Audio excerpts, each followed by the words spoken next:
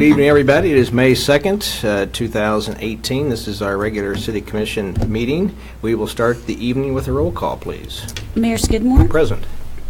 Commissioner Jorgensen. Present. Commissioner Graves. Present. Commissioner Wygand. Present. Commissioner Kaler. Present.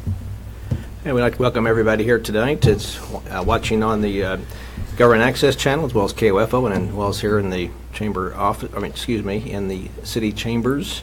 We will start with our Pledge of Allegiance, followed the invocation by Reverend Kathleen Whitmore. I pledge allegiance to the flag of the United States of America and to the republic for which it stands, one nation under God, indivisible, with liberty and justice for all. Let us pray.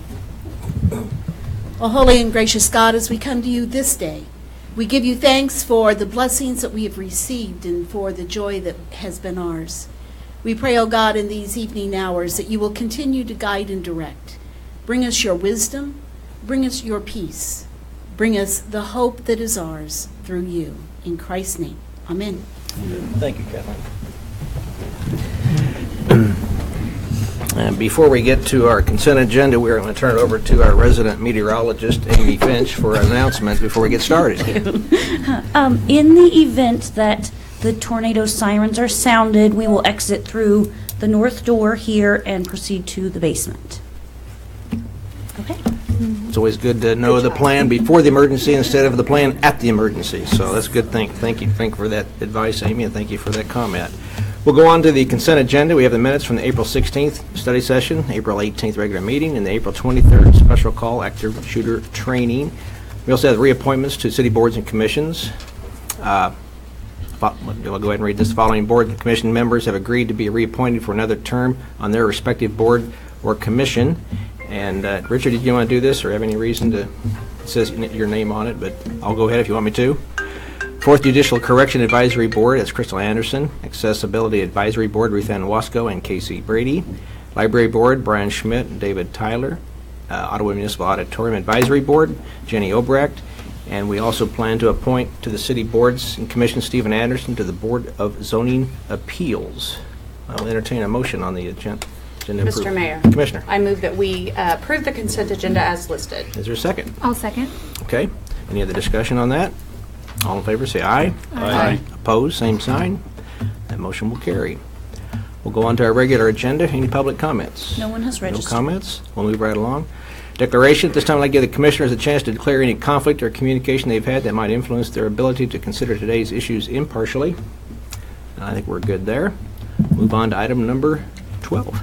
Proclamation recognizing May 2018 as Community Action Month. This proclamation recognizes the 50-year-plus history of promoting self-sufficiency for those with limited income. Teresa Templeton, the Franklin County Human Services Coordinator, East Central Kansas Economic Opportunity Corporation, ECAN, will accept the proclamation, and it will be read by... Emily's got it. Go ahead, Emily. The proclamation reads as follows.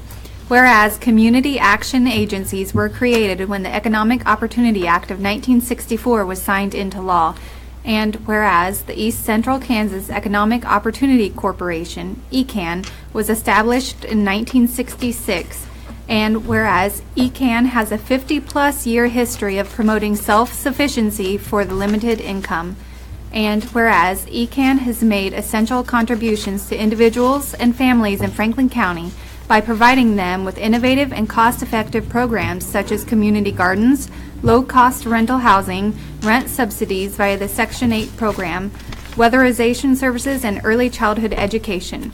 And whereas community action agencies are needed as major participants in the reform of the welfare system as we know it. And whereas individuals and families on limited income continue to need opportunities to improve lives and their living conditions, thus ensuring that all citizens are able to live in dignity. And whereas the poverty rate in Franklin County is 13.5%. And whereas ECAN's community centers provided programs and services to 1,679 families and 4,360 individuals in its service area last reporting year. And whereas Kansas and the entire United States must continue to wage war on poverty by providing support and opportunities for all citizens in need of assistance. And whereas the City of Ottawa and ECAN have worked together to meet the needs of our most vulnerable citizens.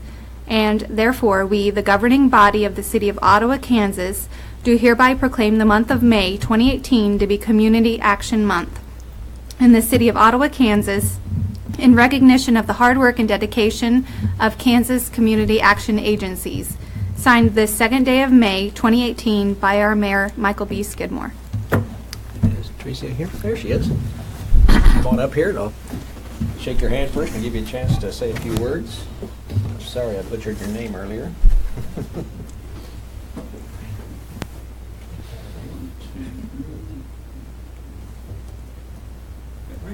Thank you. Podium there. Thank you, Mayor. I'd just like to take this opportunity to say thank you for partnering with ECAN. You do a great work, and we cannot do it alone.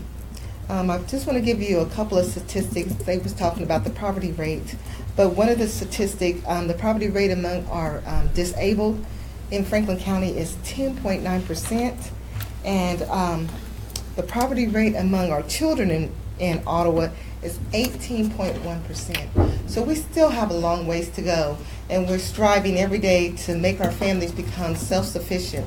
And they're striving also in our stepping stone programs and the other programs that we offer to better themselves and to help themselves become self-sufficient. At this time I say thank you. Thank you very much. Well said. Thank you. Next, we'll move on to item number 13. Proclamation recognizing May 2018 as Mental Health Month. Proclamation to increase awareness and understanding of mental health and the need for accessible services for all who with mental health conditions. Leslie Bork, Executive Director of the Elizabeth Layton Center, will accept the proclamation, but first it will be read by Commissioner Gaylor. The proclamation reads as follows. Whereas mental health is essential to everyone's overall health and well-being, and whereas mental illnesses are real and prevalent in our nation, and 25% of us will have a mental health diagnosis at some point in our lives, and whereas all Americans experience times of difficulty and stress in their lives and should feel comfortable in seeking help and support to manage these times, and whereas engaging in prevention, early identification, early intervention are effective ways to reduce the burden of mental illness as they are to reduce the burden of other chronic conditions. And whereas there is a strong body of research that identifies behavioral health risk and supports tools that all Americans can protect their health and well-being. And whereas with effective early treatment, all individuals with mental illnesses, even serious mental illnesses, can make progress towards recovery and lead full and productive lives. And whereas jails and prisons have at times become the default places of custodial care for even nonviolent people with serious mental illnesses. And whereas each business, school, government agency, healthcare provider, organization, and citizen has the responsibility to promote mental health for well-being for all. Now, therefore, the governing body of the City of Ottawa, Kansas, does hereby proclaim May 2018 as Mental Health Month, and be further resolved that the governing body of the City of Ottawa, Kansas, also calls upon its citizens, government agencies, public and private institutions, businesses, and schools in Ottawa to recommit to our community to increasing awareness and understanding of mental health and the steps our citizens can take to prevent or to protect their mental health, and the need for appropriate and accessible services for all people with mental health conditions. Signed this the second day of May 2018 by our Mayor, Michael Skidmore. I'm also male. That's okay. Yeah. All right. Here. Leslie? Here she is. Okay, yeah. We got one. Come on up here. Oops. Dropped it. Okay. Say a few words too, if you've got to. Thank you, Mayor Skidmore, Commissioners, Mr. Neinstead. I would really deeply like to thank you all for the support you've shown to the Elizabeth Layton Center, to the importance of May as Mental Health Month and mental health issues in general. I appreciate you sharing the statistics. 1 of 4 of us will experience this in our lifetimes. Early prevention and treatment are key, and there is hope available. So I'd love to just quickly share two fun events we'll be having this month in support of May is Mental Health Month. We will be offering free community screenings in mental health. That'll be taking place on May the 16th at Mugshots Coffee House. We'll be doing that between 10:15 and 11:45 a.m. that day on May the 16th.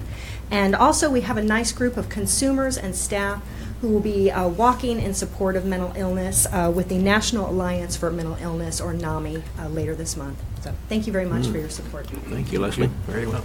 Thank you. Move on to item number 14.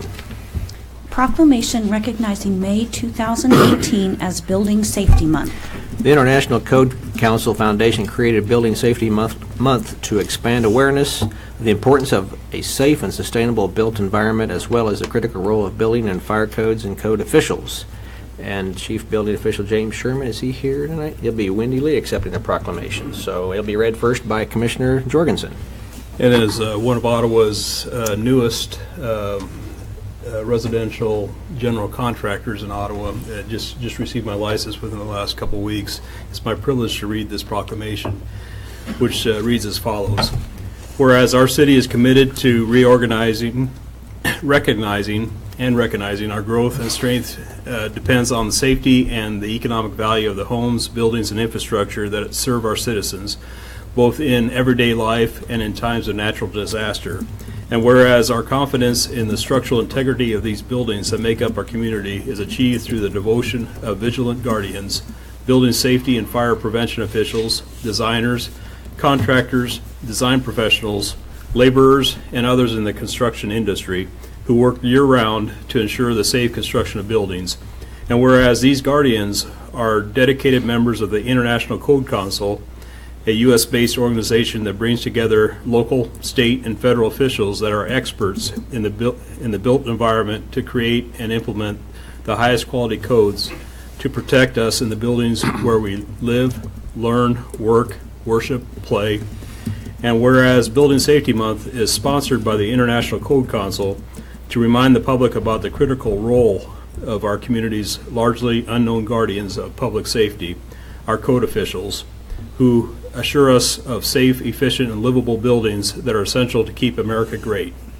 And whereas code officials, partners in community safety and economic growth, the theme for Building Safety Month 2018 encourages all Americans to raise awareness of the importance of building safe and reliant construction. Building Safety Month 2018 encourages appropriate steps everyone can take to ensure that the places where we live, learn, work, worship, and play are safe, and recognizes that countless lives have been saved due to the implementation of safety codes by local and state agencies.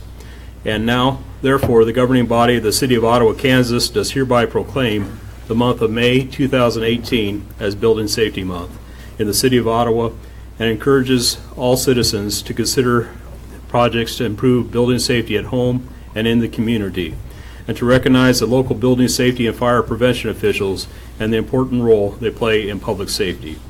Signed this second day of May 2018 by Michael B. Skidmore, the Mayor. Okay, Wendy.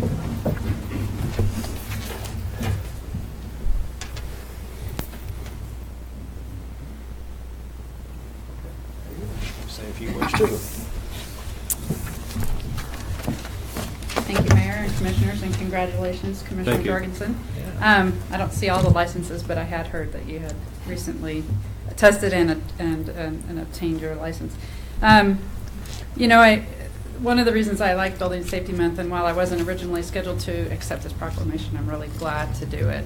I have worked with the building staff with the city in all of my tenure, and I've worked with our staff and staff in other communities. And like the proclamation says, they're sometimes not recognized as part of public safety in our community. But if you look historically around the country, and frankly even today around the world, one of the differences we have in this country is our adherence to adopting, enforcing, and constructing to sets of standards that do enable that investment that someone is making to be something that they should expect to last for a long time. And that even when your term, and whether you're occupying a space for work or for your home or your church, even when your time is not there, that space still be available to people into the future, whether that's your children or grandchildren or whomever. And I'm particularly glad that we have Jim Sherman, our chief building official, and Kurt Altig, our building inspector, on staff with us. They work hard every single day to resolve issues. The code is an international code, but there's always interpretations and there's modifications that we've made locally. Materials change on a regular basis, and so just like and technology has as well. So we have to adapt on a regular basis. In the last several years, we've gone to making a lot of changes on our technology, from how permits are obtained to how we communicate back. I just today sent the city manager our latest contractor newsletter where we talk about a variety of things that are ongoing in that world. But I am pleased that these two gentlemen have dedicated their time and energy to making Ottawa a better place to live and to work and to worship and play. We couldn't do that without all the partners that were mentioned in the proclamation, because it does take quality design officials and quality material suppliers and contractors and property owners who are willing to make the investment and become more informed about the standards of a good investment for them. There are always choices, but the building code is really set to be a minimum. You can always add additional things, just like you can change what you wear for clothes, but at the end of the day, a skirt is a skirt is a skirt maybe, or a tie is a tie is a tie, and the level of investment you want to make at some point goes above and beyond that. But we have partners as well with the fire department, and I would offer to you that the natural disasters and then fires are really a big part of what is done with codes, and a number of cities around us have experienced fire-related issues that we fortunately have not to this point, but I'm confident that the more that we utilize those national codes, the more likely we won't have as much loss of life at the very least, and hopefully loss of property because of those partnerships. But certainly even the effects of a hailstorm, new materials are coming out, and I'm sure there's many people that are recognizing that there are things changing, and that in 2004 when we had a hailstorm, we didn't have ice and snow things, but now we do. And that there are materials now that may mean that the next hailstorm has less damage to you. And while it was a terrible thing, we're glad that at least we don't have people that are having floods in their homes and things where they simply can't live there. But it has caused quite a bit of work on our part and on the contractor's part. But those are new opportunities for us as a community too, and they result in a lot of new investment in homes, which is also a good thing. And so we are going to have, with our contractors, have a coffee on May 18th, and if any of you want to come join us at 7:30, you're sure welcome to do that. And just visit with those that we have the most interaction with. And usually in May, if people are thinking about a project and they want to reach out, it is probably our busiest month, but we also recognize building safety as an opportunity to have a dialogue with citizens. So if they want to have that dialogue with me or Jim, they're also welcome to do that. And that could just be by letting us know that they want to have an appointment. So thank you again for the proclamation. Thank you, Wendy. Wendy? Thank you. Where's the coffee located? It'll be in my office Okay. upstairs, City Hall. Good. What are you serving? I'm good. That's what she was thinking. That's what she was really saying. That was my next question. We were thinking donuts and coffee, but hey, tell me what the order is. Say no more. And That's tell great. the city manager to give me carte blanche for the budget. We're good. Oh, no. Stretch the limit there. Okay, thank you. We'll move on to item number 15. Proclamation recognizing May 13th through 19th, 2018 as Police Week in Ottawa, Kansas. Established in 1962 by President John F. Kennedy in a joint resolution of Congress, National Police Weeks pay special tribute to those law enforcement officers who have lost their lives in the line of duty for the safety and protection of others. And Police Chief Dennis Butler will accept the proclamation, which will be read by Commissioner Wygand. Whereas there are more than 900,000 law enforcement officers serving in communities across the United States. About 12% are women, including the dedicated members of the Ottawa Police Department. And whereas there have been 58,627 assaults against law enforcement officers in 2016, resulting in approximately 16,677 injuries. And whereas since the first recorded death in 1791, More than 21,000 law enforcement officers in the United States have made the ultimate sacrifice and been killed in the line of duty, including Captain Robert C. Cowden of the Ottawa Police Department, who died in 1963. And whereas the names of these dedicated public servants are engraved on the walls of the National Law Enforcement Officers Memorial in Washington, D.C., and whereas 360 new names of fallen heroes are being added to the National Law Enforcement Officers Memorial this spring, including 129 officers killed in 2017 and 231 officers killed in previous years. And whereas the service and sacrifice of all officers killed in the line of duty will be honored during the National Law Enforcement Officers Memorial Fund's 30th Annual Candlelight Vigil on the evening of May 13, 2018. And whereas the Candlelight Vigil is part of the National Police Week, which takes place this year on May 13 through 19.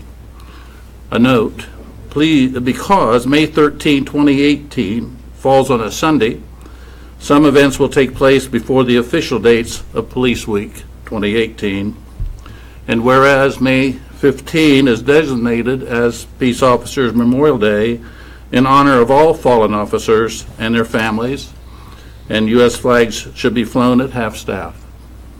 Therefore, be it resolved that the City Commission formally designates May 13 through 19, 2018 as Police Week in the city of Ottawa, Kansas, and publicly salutes the service of law enforcement officers in our community and in communities across the nation. Signed this second day of May 2018 by our Mayor, Michael B. Skidmore.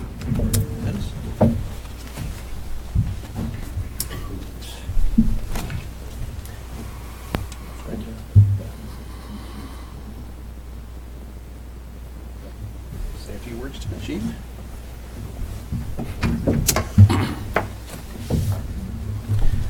Yes, thank you for taking the time, Mayor and Commissioners, for reading this proclamation in recognition of National Police Week. This year we're having another event like we do every year in commemoration of this event. It's going to be on May 10th. Instead of having it at a local church this year, we have decided to have it in a public forum, and we're doing that hoping to increase attendance of our citizens. And instead of it being in the evening, it'll be at 11 a.m. on May 10th on the west steps of the Franklin County Courthouse. We're having a special guest this year, a woman I have become acquainted with who works for the Kansas Coalition Against Sexual and Domestic Violence. Her name is Teresa Gallegos. Her brother, Saul, was killed in the line of duty in the state of Washington in 2003, serving as a law enforcement officer. So she is going to be our guest speaker. The event will last about a half an hour, and we're hopeful that with it being during the workday that we'll have more people in attendance. If it does rain, we're going to move it inside to the courthouse old courtroom. Also, for those that can't come on that day, I've never done this before when the proclamation's been read, I would just like to read a little biography about Captain Cowden and what happened to him the day he died for our viewers and those in the audience who may not be able to join us on the 10th. Ottawa Police Captain Robert C. Cowden died in the line of duty on July 7, 1963, while assisting other law enforcement agencies in the city of Garnett trying to end a riot that erupted at the end of a motor vehicle road rally. Local officials decided to close the bars because the crowd was becoming unruly and dangerous. Despite taking lawful actions to disperse the crowd, this decision agitated them even more.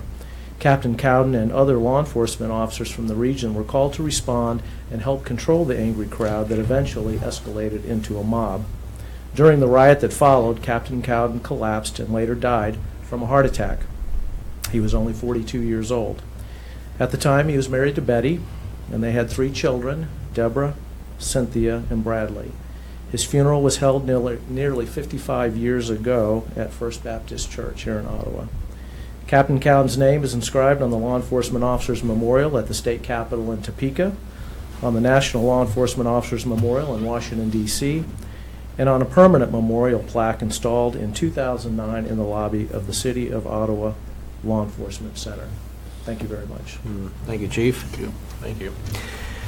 People may ask why we have these proclamations. Even today, we had some students from India, from OU, that were visiting today, and we talked about what we do in here. And I thought some of them might be here, but I mentioned there might be a tornado, so they probably already took cover, which I regret that now.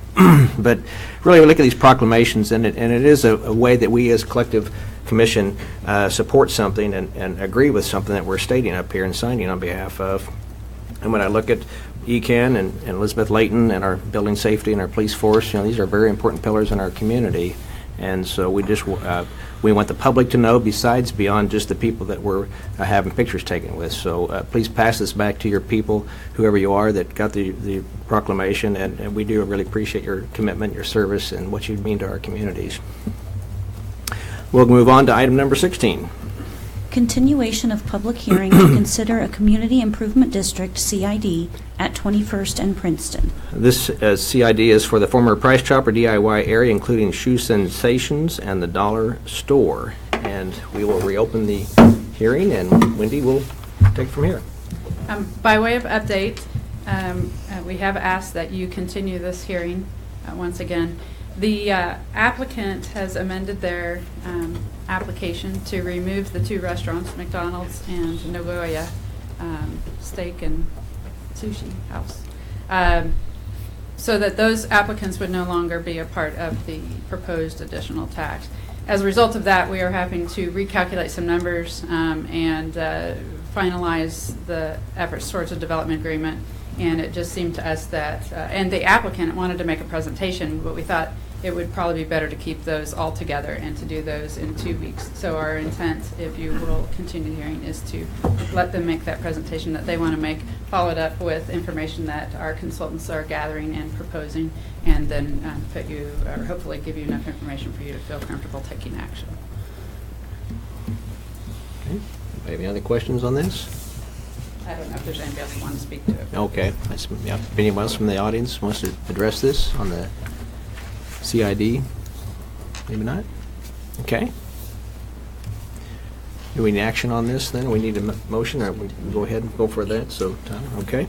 Anybody want to make a motion on that? Mr. Mayor? Commissioner. I move that we continue the public hearing for the CID at 21st and Princeton. All right. Is there a second on that? Second. Okay. Any other discussion on that? We'll just vote in favor if you say, vote aye in favor. You want to just do it that way? Acclamation. Okay, let's go. All in favor, say aye. Aye. Opposed? Okay. Good, thank you. Move on to item number 17.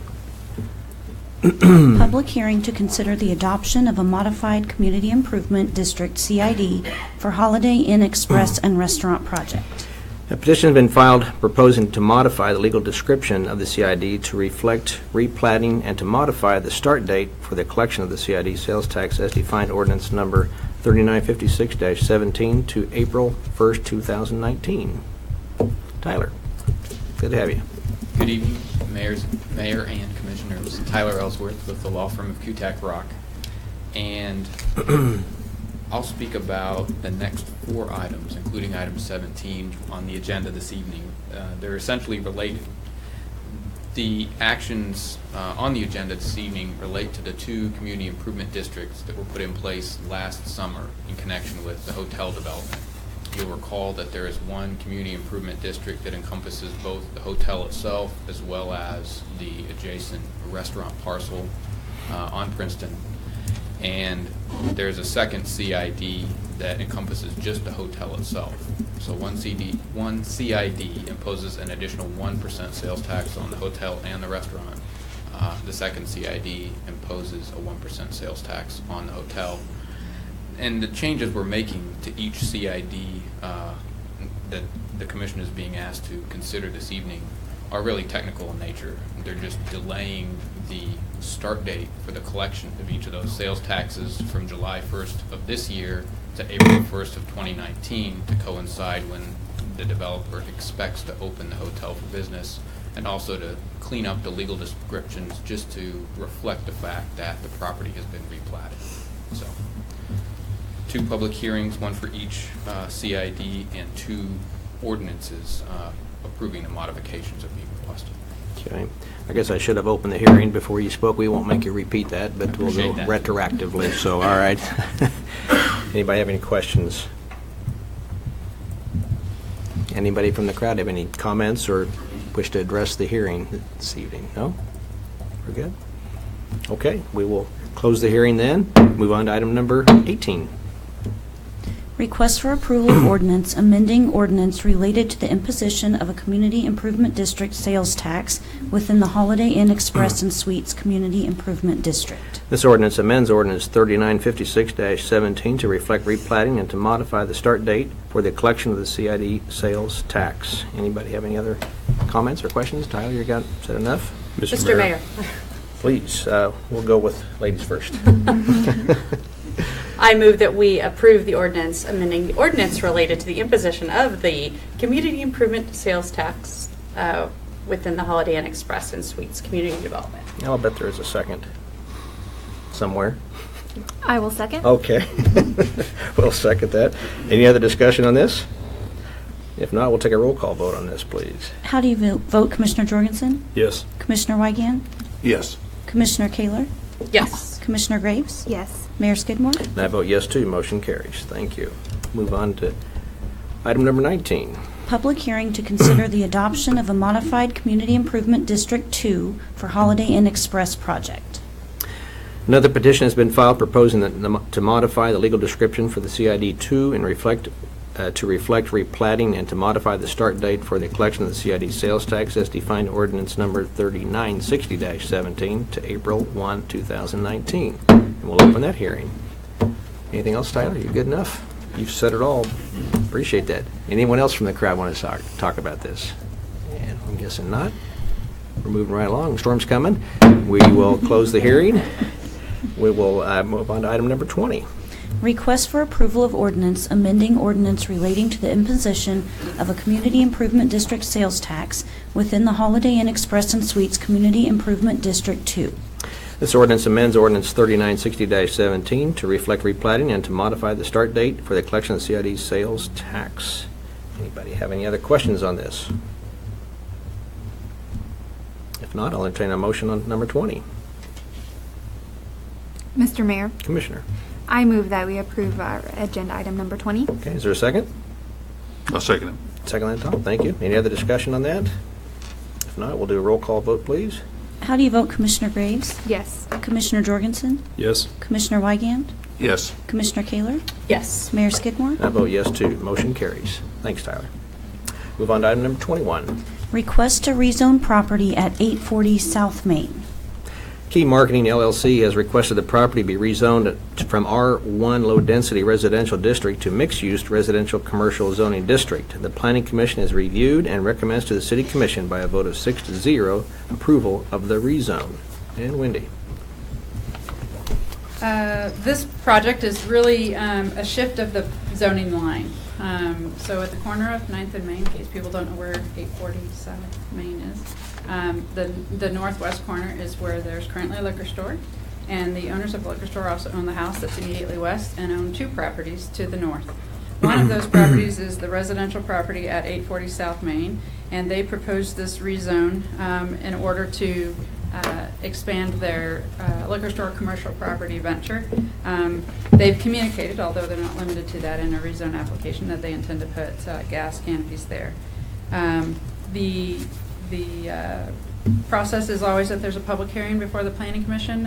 One neighbor across Main Street came and asked a question, but I had no objection to the rezone. The staff findings and Planning Commission findings have been submitted to you in support of the rezone, and so we recommend to you adoption of this rezoning, which will move that lot line just slightly north of that rezone line.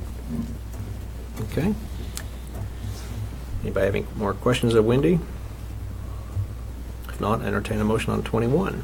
Mr. Mayor. Commissioner. I move that we rezone the property located at 840 South Main. Is there a second?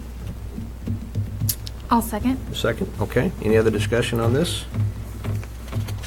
If not, we'll go to roll call vote, please. How do you vote, Commissioner Graves? Yes. Commissioner Jorgensen? Yes. Commissioner Wygant? Yes. Commissioner Kaler? Yes. Mayor Skidmore? And I vote yes, too. Motion carries. Thank you. Move on to item number 22. Request for approval of resolution approving final plat and accepting dedication of all easements and right-of-ways within the Leisure Addition. The Leisure Addition Holiday Inn is located at 2340 South Princeton Street. Indeed. So as we remarked earlier when Tyler was talking about the CIDs, this Leisure Addition plat is for the Holiday Inn and the restaurant site. And the preliminary plat you had reviewed some time back. And typically, the one thing that we did mention on Monday at the study session is typically a plat comes to you for filing for your acceptance of all dedications and easements and rights of way along with the public improvements. In this case, because we have a multitude of things happening with legal descriptions and IRB and other things, we also have a development agreement. Our city council, city attorney, as well as Tyler with Kutak Rock, recommended that they were comfortable with us going ahead and acting on the plat even before those improvements were made, that we have other remedies available to us to ensure that they do comply with the requirements of the platting process.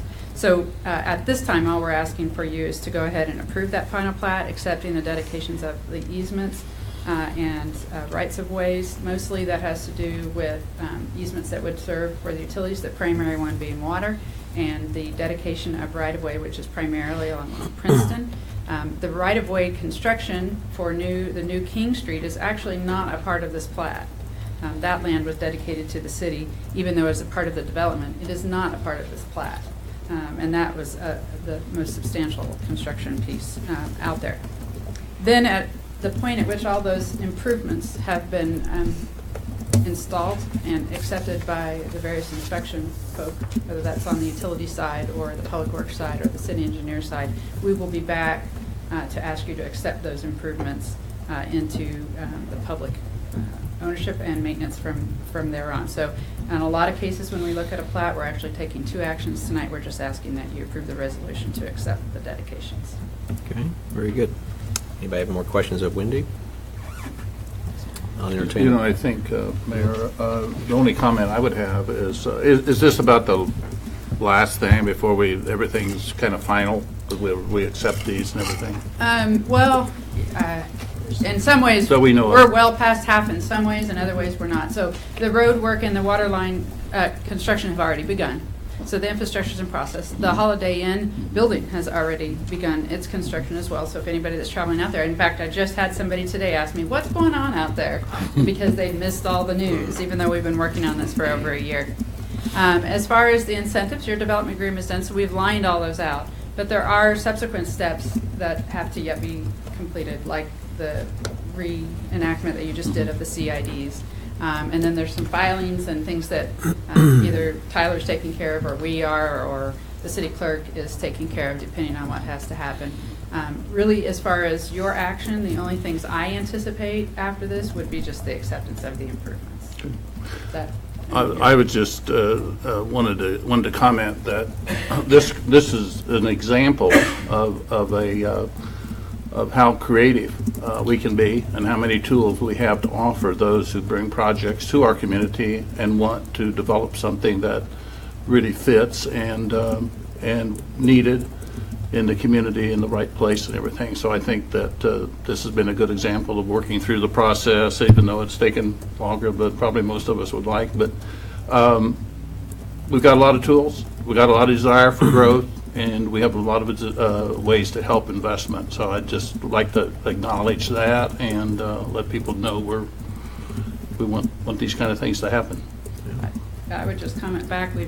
We have slowly gotten more confident and knowledgeable about a variety of these tools, and we have great counsel that help us put together products for your information, for you to make good decisions. And we're happy at any time to answer citizen questions, because I know, for example, in this case, there has been questions at various stages in the project about who pays for what and why is that. And these property owners continue. They will be paying for all of that infrastructure, and they will pay their property taxes. And then through a variety of methods, there's an ability for them to be repaid for some of that investment that benefits the wider community. And some of this investment does benefit other people. It's not all about benefiting them. And it does benefit from your perspective. our gateway to our community in some ways. This is a new way to show Ottawa to visitors that just maybe only get off at Prince William 23rd. So, thank you. Thank you, Wendy. That's good point. All right. No other questions on that? I'll entertain the motion on item number 22. I make that motion. Yeah. Go ahead. Tom? Mr. Mayor, I'm more casual than Commissioner Jorgensen, but Mr. Mayor, Hey, you. I would make a motion we approve item 22. Is there a second? Second. And there's a second. There's any other discussion on this? If not, we'll go ahead and roll call vote, please. How do you vote, Commissioner Kaler? Yes. Commissioner Graves? Yes. Commissioner Jorgensen? Yes. Commissioner Weigand? Yes. Mayor Skidmore? I vote yes, too. The motion carries. Thanks. Move on to item number 23. Authorization to purchase new fire truck to replace 1991 Ottawa Beck fire truck and for city staff to solicit financing proposals from local financial institutions. The city staff proposes the purchase for a 2017 Pierce Impel, and I have several people coming for it. Is that Scott? Chief Mathias? You bet. Good evening. Good evening. Mr. Mayor, Commissioners. I just checked the radars, and it's around Emporia, so we got plenty of time. Oh, good, I'll good. try to be quick, but Slow down then. so we're here tonight to move forward, and so we can move forward with the purchase of a new fire truck. In our study session Monday, went through quite in depth of what we're looking at, how we got there, and I'll just kind of review that for the public. So we first started, this has probably been about a year and a half ago, putting the truck committee together, seeing what we needed and what was out there. And so through that, we come about a procurement company in Houston, Texas called HGAC, Houston Galveston Area Council. They've been in business for about 40 years, and they provide a procurement business for municipalities around the country. It's fairly common with big cities, and there's multitude of cities around Kansas that use HGAC in that process. So we were able to skip a couple steps in going forward with the truck as far as going out for bid. That's already been done. Then we moved on, and Scott and I had many meetings on how to finance it. And we would like to proceed with a Pierce truck, and they had a financing option. And one of the options was a lease purchase turn-in. You lease it for so many years, and then after a certain year time, you turn it back in and start the process over. And then there was a true lease purchase, pay for it on so many years, you buy it, you pay it off, and it's yours. And then we also went out to local banks. We thought we could probably do a little better on our interest rate, and so that's also an option. And Scott can come up here and talk about finance, but it's out there, it's available, and we're just ready to move forward with it. Mr. Mayor and Commissioners, I want to thank the Chief for finding the HGAC procurement folks. That does save some time and effort in going out to bid and those types of things. As he mentioned, what we've really looked at are two possibilities as far as financing is concerned, and one would be the lease trade back option that he mentioned, which would be a 10-year lease. And they've offered that at 4.69%. At the end of the 10 years, we would have the option to pay off the truck at an additional $161,000, or trade it back in and start another program. We would be in a position to need to acquire another truck. I think that my position on this is I think we can do a little bit better. I think if we solicit the local lenders, that we can get a much better rate, somewhere in the neighborhood of 1% better. And you have the information there in front of you that I presented at the study session. And if we are able to do that, I think we can acquire the truck in 10 years, save about $40,000, and end up with a vehicle that still has some useful life in it for another few years before it would need to be traded in or upgraded or whatever they do with fire trucks. Oftentimes we wear them out, and I think the consensus is we don't want to do that anymore. We want to do something with those trucks before we've exhausted the entire value. But that would be my suggestion, and that's what I'm asking for. I'm not meaning to speak for the chief. I think he's asking for authorization to move forward with the acquisition of the truck. I'm asking for before we completely do that, allow me the opportunity to go out and seek bids on this, on the opportunity to purchase this truck from local lenders, and see what we can come up with in a means to finance this truck. Just a quick question. I think we're probably overdue for this. Would you say, Chief? How many years behind are we possibly of really doing it being ideal? In the past, we had a 5-year replacement plan starting in with the 91 Beck. Yeah. We went and purchased 5 years from them. We purchased the 96, and then in 2001 we purchased another engine. At that time, we had them paying off in 5 years. Prices have went up drastically since then, and so we're not able to do that. Yeah, more or less doubled. And so the current truck's 27 years old. We are behind a little bit, but I think with our city maintenance staff has done a good job in keeping our trucks on the road. If we didn't have them, we would have been here a lot sooner, asking for maybe more than one. So hats off to those guys down there to keep them on the road, and we can work with a couple years, 5 years, 7 years, and then go back and look at another engine. So. Well, I just want to point out we're overdue for this, and I think we are overdue for this timing. And I appreciate the fact that you did find a demo instead of a brand new one, so that's always a good sign too. It's well, of course there's this financial savings, but we need that truck here, today or whatever. 5 years ago. It takes about a year to build one from ground up, and I don't see a need for that. We can get a truck that meets 95% of our need. Well, let's go ahead and get one. So that's a demo. Anybody have any questions? Mayor, I should have, and maybe it was answered at the study session, but it seemed the 10-year, the interest rates would be lower than the 12 years, and how come that is, they structured that way? Is that from the fire truck company? That's actually from Pierce. Yeah, that's their interest rate. Yes, it is. And then if we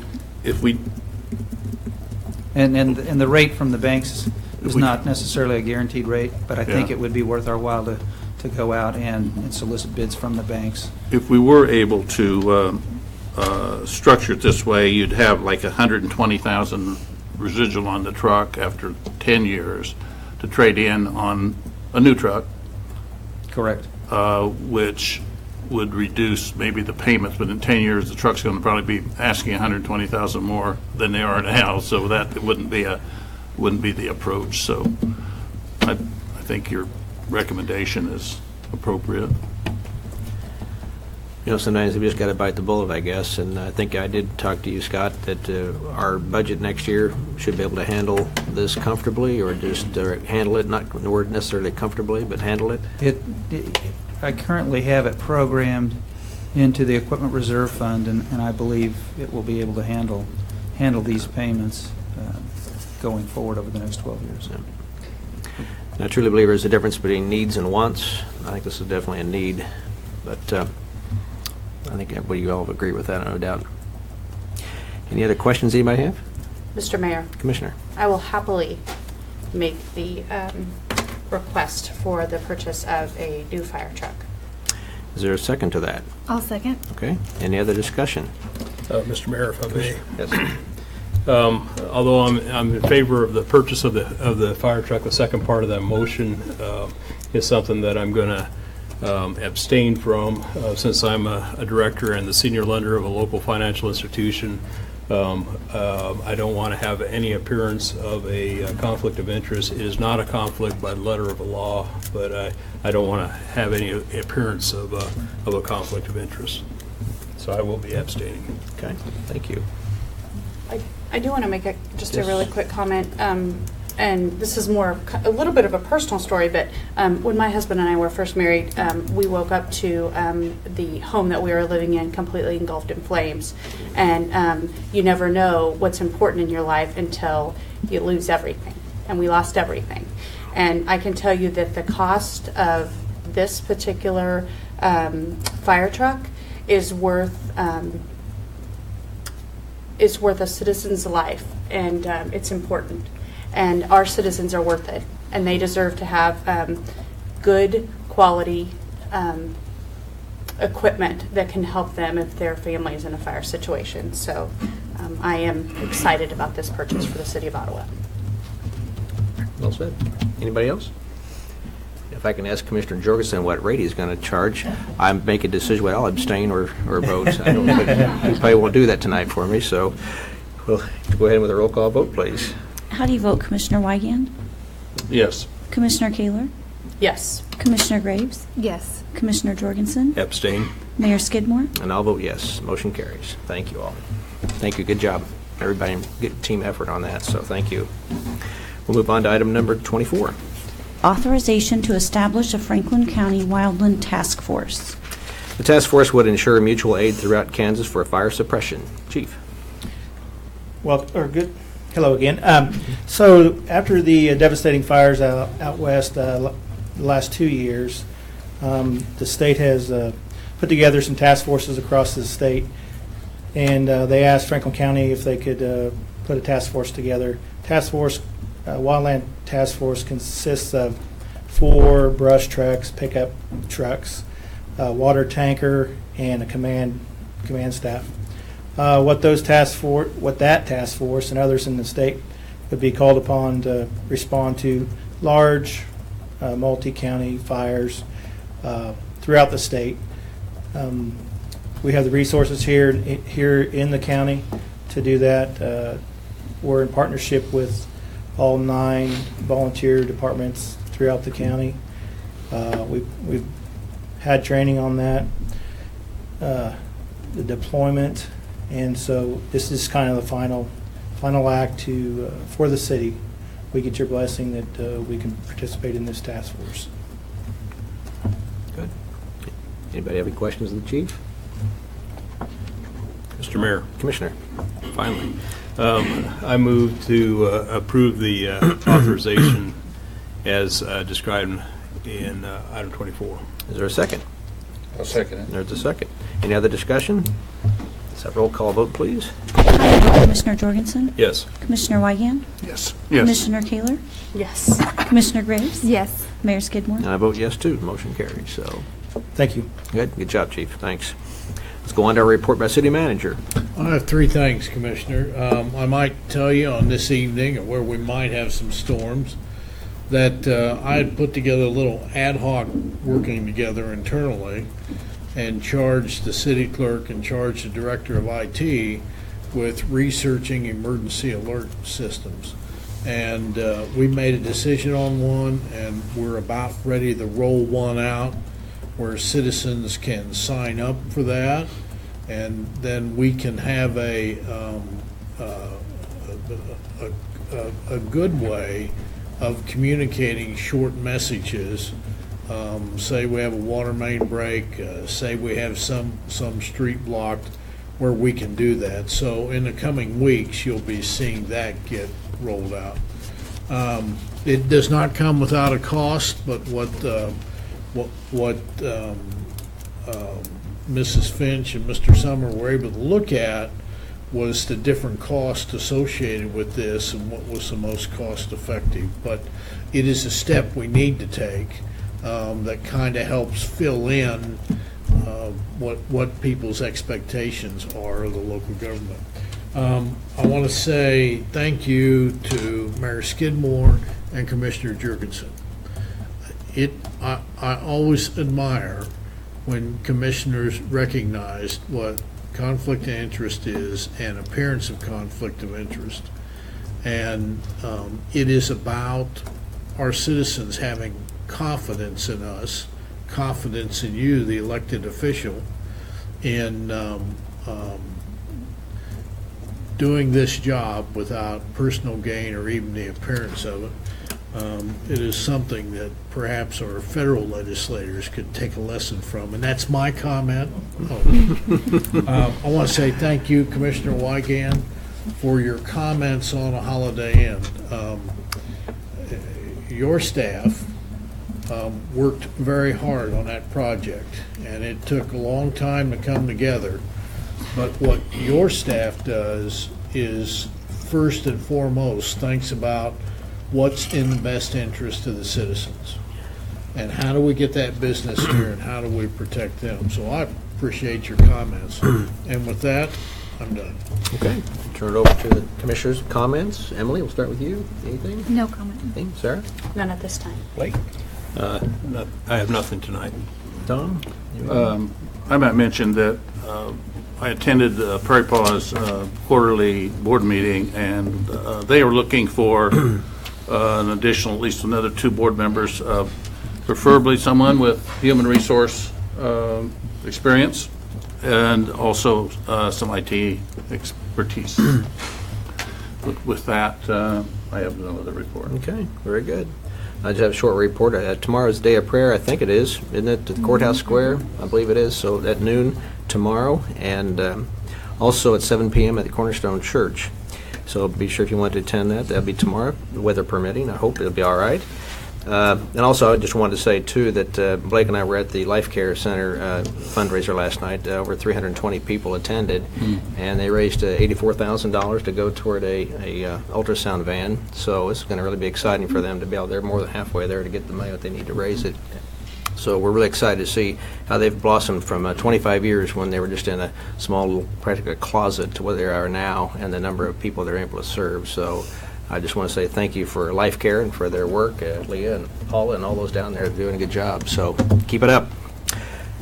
The other things I have, just the announcements. We got study session 4 o'clock. We got wreath laying ceremony for National Peace Officers Memorial Week. That's 11 o'clock at the Franklin County Courthouse. We have those study sessions and other meetings coming up, so I don't need to read all those. But we do, before we, yes, Commissioner. Mr. Mayor, I move that we recess into executive session